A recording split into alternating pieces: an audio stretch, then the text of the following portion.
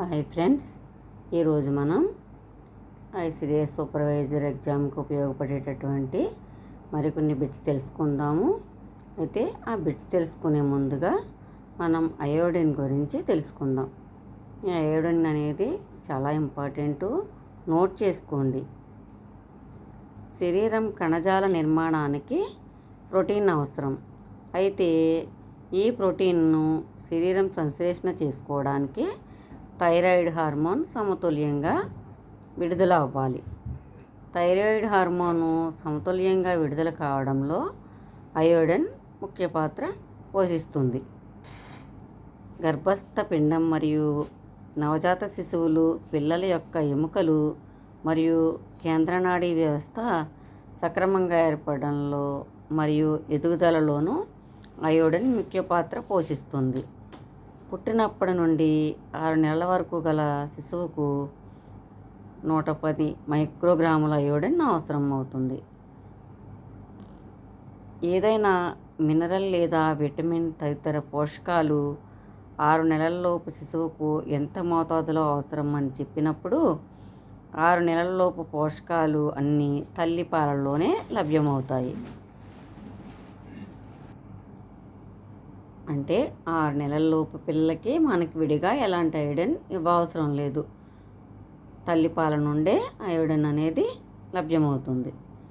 1 సంవత్సరం నుండి 13 సంవత్సరముల వయసు వచ్చే పిల్లల వరకు అవసరమైన అయోడిన్ కంటే 6 నెలల నుండి 1 సంవత్సరం పూర్తయ్యే వరకు వయసులో బిడ్డకు ఎక్కువ అయోడిన్ అవసరం. అయోడిన్ సమృద్ధిగా లభించే పదార్థాలు తల్లిపాలు, ఉప్పు చేప, గుడ్లు, ఆవు పాలు. గర్భవతులుగా ఉన్నప్పుడు పాల ఉత్పత్తులు ఎక్కువగా స్వీకరించని వారికి అయోడిన్ లోపం ఎక్కువగా కనపడుతుంది. దీనివలన పుట్టే బిడ్డల మెదడు ఎదుగుదల సరిగా లేక బుద్ధిమాంద్యం వంటి సమస్యలు ఏర్పడతాయి. ఎదిగే పిల్లలకు అయోడిన్ లోపం ఏర్పడితే వారు సాధారణ స్థాయి తెలివితేటలు ఉన్న తక్కువ తెలివితేటలు కలిగి ఉండి తొందరగా ఏ విషయాన్ని గ్రహించలేరు. ఈ విధంగా అయోడిన్ అనేది చాలా అవసరం. ఇది నోట్ చేసుకోండి, చాలా ఇంపార్టెంటు. మనకి ఎగ్జామ్ టైంలో బాగా ఉపయోగపడుతుంది. అలాగే అంగన్వాడీ కార్యకర్తలు ఆ విధి నిర్వహణలో కూడా వచ్చిన తల్లులకి అవేర్నెస్ కల్పించడానికి బాగా ఉపయోగపడుతుంది. నోట్ చేసుకోండి. ఇప్పుడు ఈరోజు మనం కొన్ని ఇంపార్టెంట్ బిట్స్ చెప్పుకుందాం. నోట్ చేసుకోండి. ఫోలిక్ యాసిడ్ ఎప్పటి నుండి తీసుకుంటే మంచిది? ప్రెగ్నెన్సీ ప్లాన్ చేసుకున్నప్పటి నుండి ఫోలిక్ యాసిడ్ తీసుకుంటే మంచిది. నెక్స్ట్ క్వశ్చన్, ఒక మహిళకు రోజువారీ ఫోలిక్ యాసిడ్ ఎంత అవసరం? ఆన్సర్, గర్భధారణకు ముందు 400 మైక్రోగ్రాములు, గర్భధారణ తర్వాత 500 నుండి 600 మైక్రోగ్రాములు, పాలిచ్చే సమయంలో 400 నుండి 500 మైక్రోగ్రాములు అవసరం. ఫోలిక్ యాసిడ్ పుష్కలంగా ఉండే ఆహార పదార్థాలు ఏమిటి? పొద్దుతిరుగుడు విత్తనాలు, beans, black beans, green beans, వేరుశెనగలు, తోటకూర, పుదీనా, పాలకూర, పచ్చలి కూర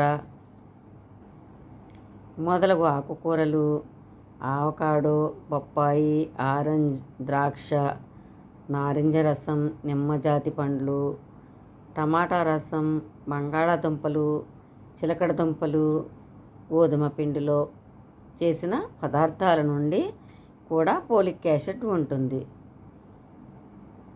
నెక్స్ట్ క్వశ్చన్, గర్భవతికి ఐరన్ అత్యధికంగా ఎందుకు అవసరం? ఆన్సర్, గర్భవతిగా ఉన్న సమయంలో బిడ్డకు ఆక్సిజన్ అందడానికి, బిడ్డలో ఎర్ర రక్త కణాల తయారీకి మొదలగు వాటికి ఐరన్ అవసరం. నెక్స్ట్ క్వశ్చన్, మాంసాహారం నుండి లభించే ఐరన్ను ఏ విధంగా అంటారు? ఆన్సర్, హీమ్ ఐరన్ అంటారు. Him iron.